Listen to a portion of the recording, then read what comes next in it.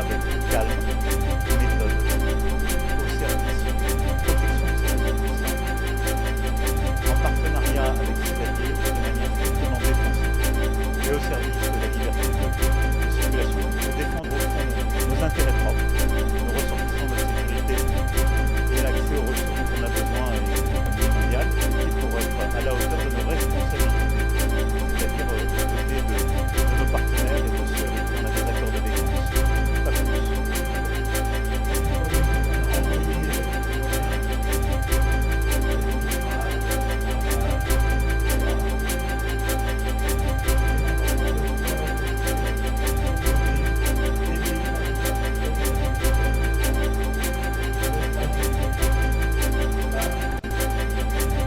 Il y a des risques d'escalade aujourd'hui qui existent en tout cas, c'est clair.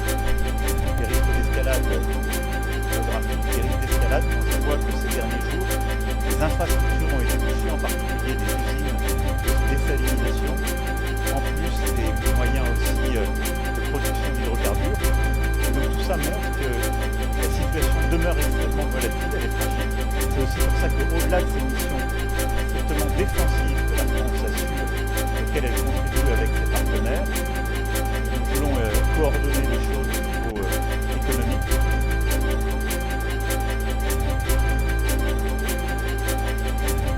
L'objectif, ce serait, quand il y a une baisse de ces conflits, de manière totalement pacifique, de pouvoir exporter des tankers, des porte-conteneurs, et de rouvrir la route du gaz et du pétrole en sortie d'Ormuz pour aller alimenter les marchés mondiaux.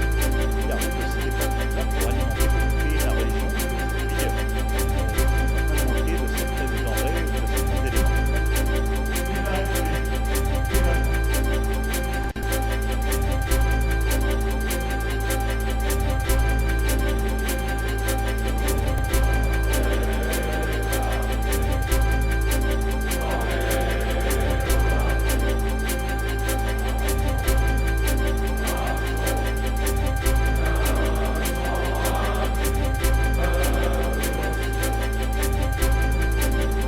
Je ne pense pas qu'on puisse avoir des changements profonds de régime, de système politique uniquement par des bombardements. Par contre, si l'effet final recherché est de neutraliser des capacités balistiques marines, c'est possible dans un temps de quelques semaines.